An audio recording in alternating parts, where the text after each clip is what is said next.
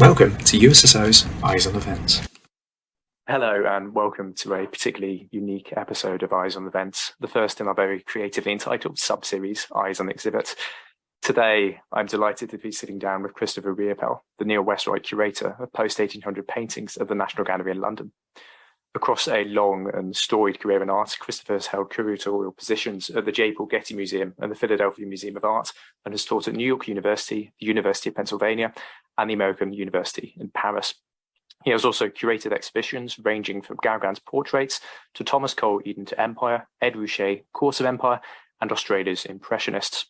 Christopher is currently applying his talents, however, to the National Gallery's exhibition Winslow Homer, Force of Nature. This exhibition will be running until January the 8th, 2023, and will be our topic of discussion today. Winslow Homer, Force of Nature is the first in-depth UK exhibition of the work of Winslow Homer, one of the most celebrated American painters of the late 19th and early 20th centuries. In collaboration with New York's Metropolitan Museum of Art, the National Gallery is showcasing around 50 paintings from over 40 years of Homer's career, offering British audiences a chance to discover an artist who is celebrated in America, yet not yet well known in Europe. The exhibition description for Winslow Homer states that the works on display reflect Homer's interest in the issues of his time: conflict, race, and the relationship between humankind and the environment. Today, I'd like to unpick each of these three key resonances with Christopher. Firstly, conflicts. For those who perhaps study American history but may have never heard of Winslow Homer and his life, could you tell us briefly about the historical context of his life, particularly how he lived and worked through key moments in American history in the 19th century, including the Civil War? I say this because, as a historian of the Reconstruction period, what really stood out to me here was that, as many of the press releases noted, there's no grand, massive war paintings here. There are instead ones like 1865's The Veteran in a New Field, which really seem to defocus war as a military conflict and instead focus on the political and economic and racial ambiguities of post-war settlement and that post-Civil War period. Well, Homer, born in 1836, like many American artists at that time, was not trained as a fine artist, but rather as a printmaker. And so his opportunity, if I can use that word, came with the American Civil War in 1861, when the magazines and newspapers that wanted to report on the war did not have the facility to reproduce photographs. Photography exhibited it. It was one of the most photographed of wars, but the press could not use them. And so people who could make prints of the war found an occupation. Homer did, situated with the Union Army. I suppose what we'd say now is embedded with the Union Army on the Virginia front. He was turning out weekly these very powerful images, bringing together both the skill of a journalist, finding just the right motif that was going to tell a bigger story than the image itself, and also a very clever sense of that sense of how you could make a single image, a single person, reveal more about the circumstances. So his war reportage, 61 to 65, convinced him that he ought to be a fine artist. And even during the war, there is a crossover. He is making prints, but he is also making paintings from the prints, getting ready for the post-war period. He's also observing things like slavery, the end of slavery, emancipation, Jim Crow laws afterwards, that are telling him things are problematical. Things are not going all that well in certain cases in so-called Reconstruction. And he continues long after the war is over to return to the South, to look at African-American life in the South, and to find images that very powerfully talk about where America was going. Fascinating. Thank you so much for that. And you provided really a perfect segue through to the second theme in the exhibition description, which is race. Obviously a very resident theme in this current political moment. the realistic representation of Black figures in Homer's work is a key theme here. Something notable, Yes. as you say, given the arisal of Jim Crow and all the cultural and artistic manifestations of that generation, of that post-Reconstruction generation, including minstrelsy and the development of racial caricatures and their popularization. In 1936, however, the African-American philosopher Alain Locke argued that Homer, through works like 1866's Near Andersonville, commenting on the famous Georgian prison there, quote, broke the cotton patch and back porch tradition and began the artistic emancipation of the African-American subject.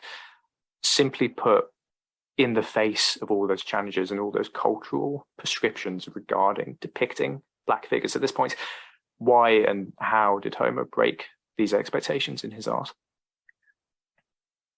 I think that he understood that this was the great crisis of the Republic. Not even perhaps so much the war, but the victory of the Union, the victory of the North. How was that actually going to change? And so, as I say, he kept a fascination with Black American life. He keeps going back down to the South to see what's going on. He understands things that are going right, but also things that are going wrong or that remain very, very problematical. Cotton Pickers, in fact, the first painting by Homer ever to be seen in the UK when it was shown at the summer exhibition at the RA, at the Royal Academy in 1877. This image of two very strong Black women, but who are doing after emancipation exactly the same labor that they had been doing in enslaved conditions. What actually had changed? And in an image like that, he goes so quickly to the heart of the matter. Where do we go from here? And he would keep coming back to these issues over the next 20 years, shifting his focus then, as you know, to the Caribbean. Shifting his focus, first of all, to Cuba, the last place in the Americas to abolish slavery, not until 1886. He was there for the first time in 85 and was appalled to see that this continued. He really blamed Spain, Cuba being the last vestige of the Spanish Empire in the Americas. He blamed Spain for allowing this to continue. He became a great supporter of Cuban liberation, Cuban independence, and then what would inevitably become the very, very complicated American involvement with Cuba, with which we still live all of these decades and decades later. So he's always observing, he's seeing what's going on. This will lead certainly in 1899 to what now I think we regard as his central masterpiece, the Gulf Stream, the lone Black man on the ruined ship in the middle of the Caribbean, buffeted by sharks, by storms moving in, ruined ship, entirely uncertain whether he is going to be saved. Homer does not answer that question. We don't know as we look at this picture what is going to happen to this man. He himself, many people point out, looks very passive, but what else is he to do in this situation? There's absolutely nothing he can do. So it's part of Homer's genius, I think, that he presents us with the problem, but he does not present us with the solution. Which I imagine is why Homer's work is so resonant today, in today's uncertain times, both because it reflects that ambiguity and also because it really leaves that open to the viewer, which is...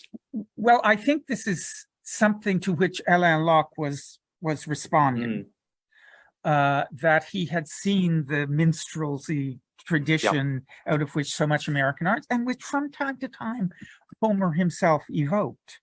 as in pictures like Defiance, where a black banjo player continues to play while the Confederate soldier stands up to be shot. He uses it, but at the same time, he moves beyond in things like cotton pickers, like the Gulf Stream, to a much more direct and immediate depiction of African American life. I mean, he repaints Gulf Stream after he first shows it in Philadelphia in 1899. He repaints it so that the bow of the boat reads Key West. He wants you to know that this is an American boat and this is an American on the boat, thus raising it to a level of allegory, even. If you will. And I think it's to that Locke is so powerfully responding. As early as the New Negro, he is, which he edits, of course.